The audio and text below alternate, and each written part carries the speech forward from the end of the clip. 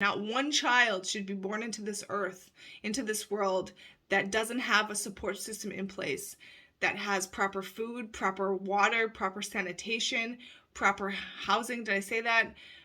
Clothes, education, proper support, so that it comes in and grows within an environment that it knows it is loved, it is worthy, it is a part of something incredible, which is life that gives freely and abundantly and serves as what's best for all.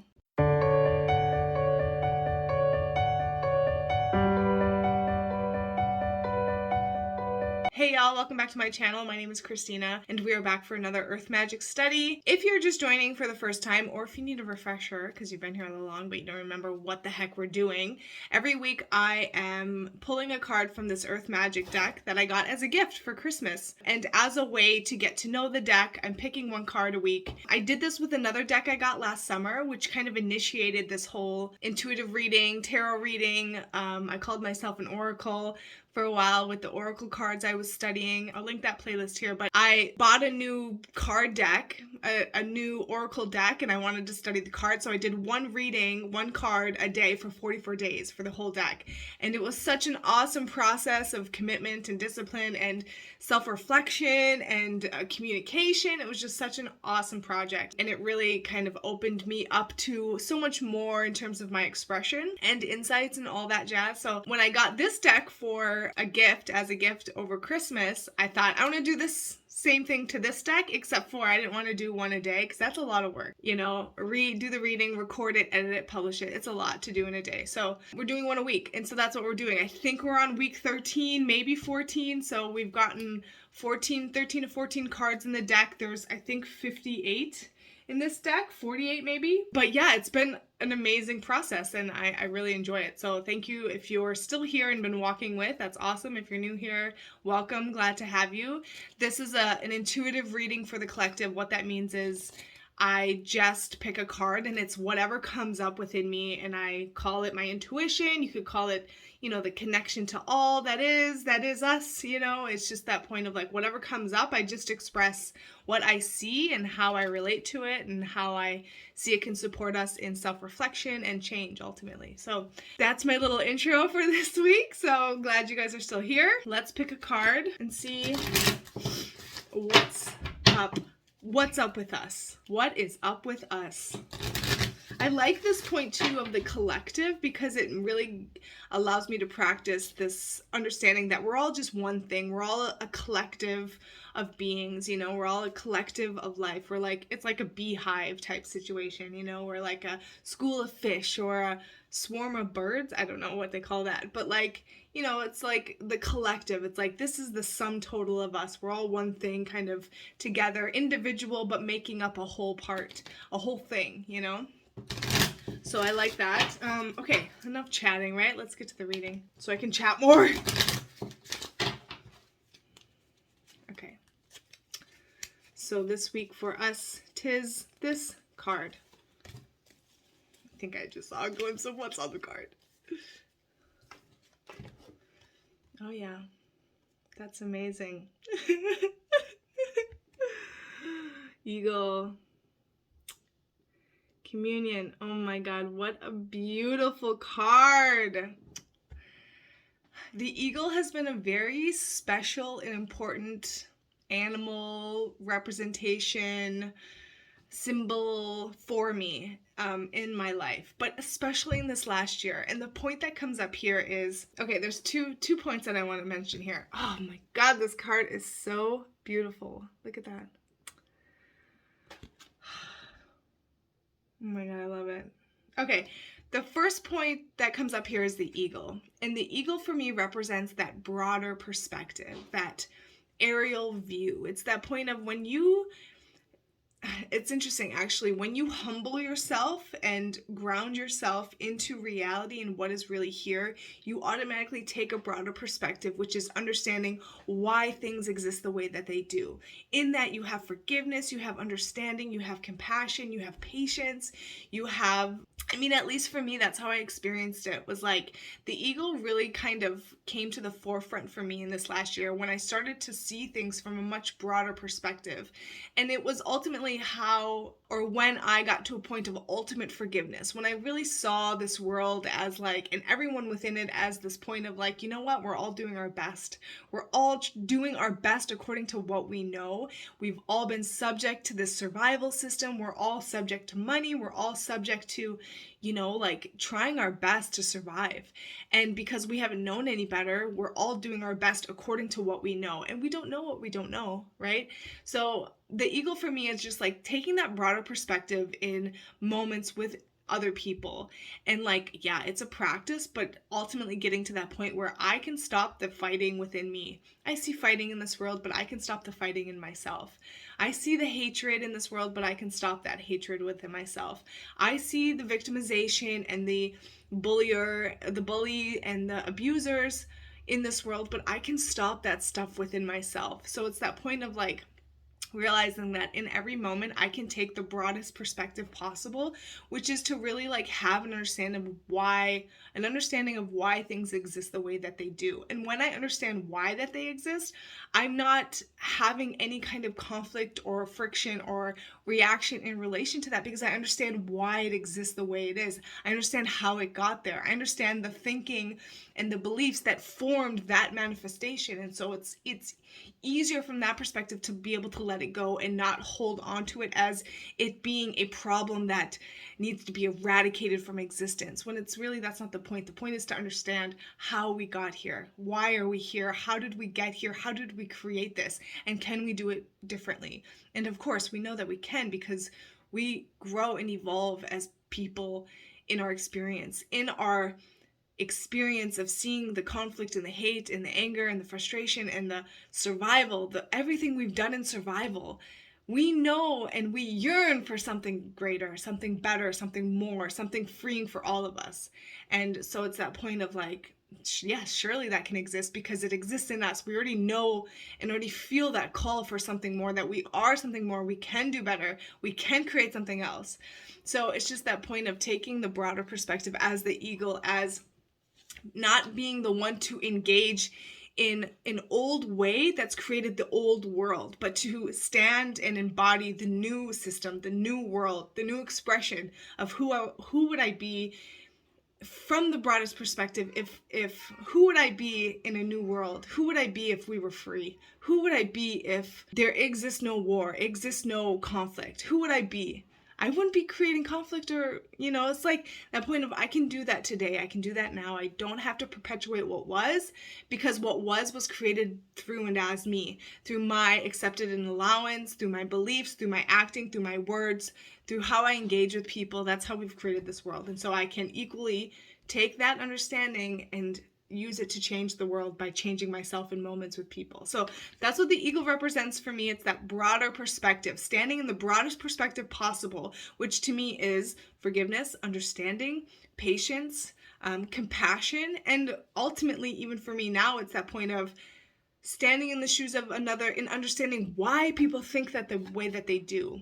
It's that point of like, when we come head to head in a disagreement, when we come head to head with a difference of opinion, a difference of understanding, a difference of perspective, it's the broader perspective here. The eagle point of view is that one is not greater than the other. One has been formed by that person's personal experience. And so rather understand how they got to that belief. And instead of holding on and defining ourselves to what we think and believe to be true for us and saying, you're wrong, this way is right, letting that go, letting go of that definition of us, realizing that that has just been formed by our experience and theirs has been formed by their experience, and that ultimately there is a commonality we can come to, which is the communion, creating community, creating a common union, creating that and understanding and living and expressing and seeing and embodying the union, the unity. We are one thing. We're all the same thing. We're one community. We're one family. We're one people. We're one voice as the collective. The collective is the sum total of the individual parts come together as a sum. There's a sum total that is the collective, and within that we have a voice. And right now it exists in all varying degrees of voices, and that's great. We can learn from each other.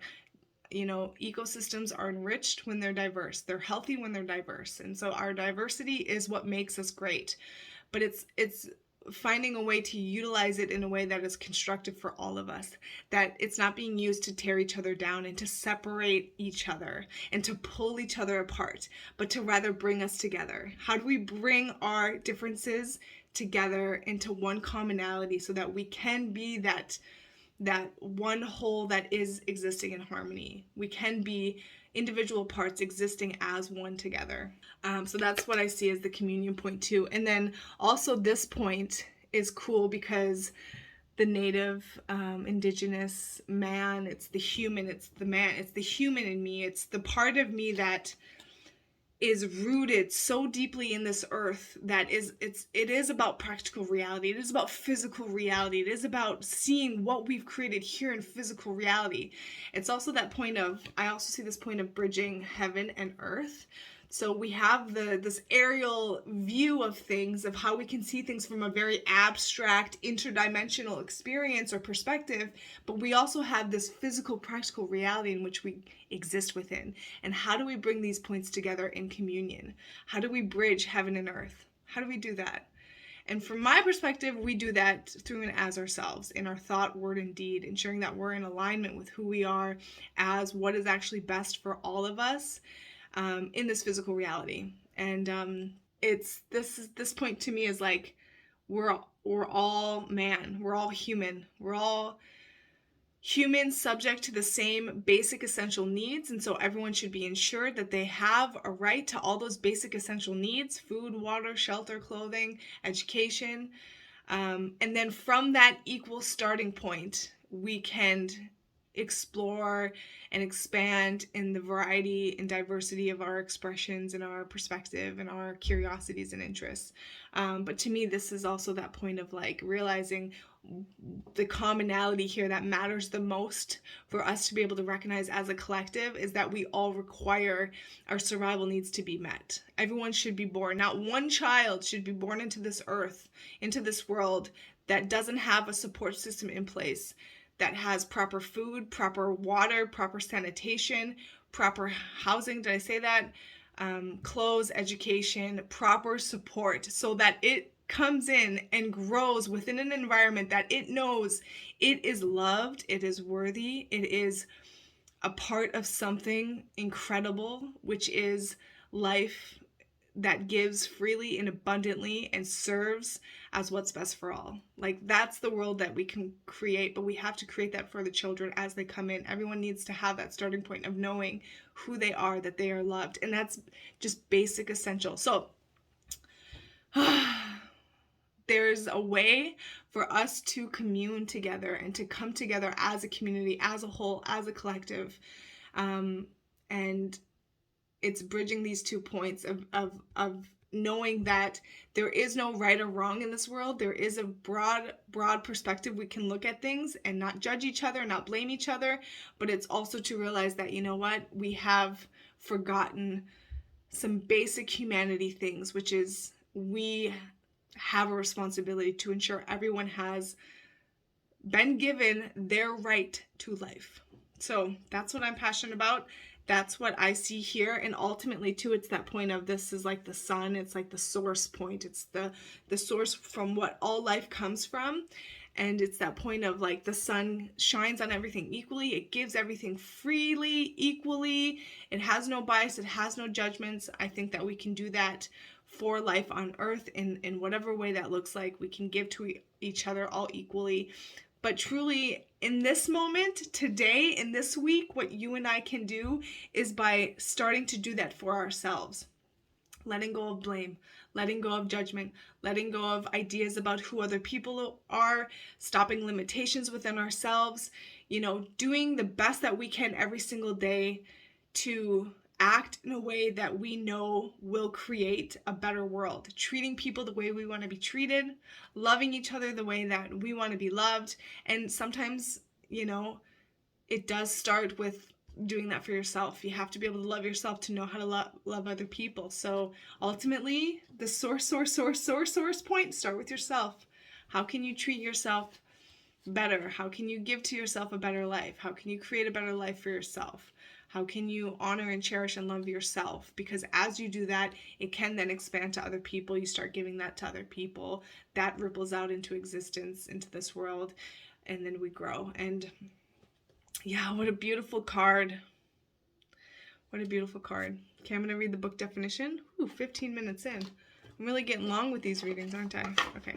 There's so much we can do every day. We're so empowered if we truly just realize that and start acting accordingly. Like, we're so empowered. Eagle.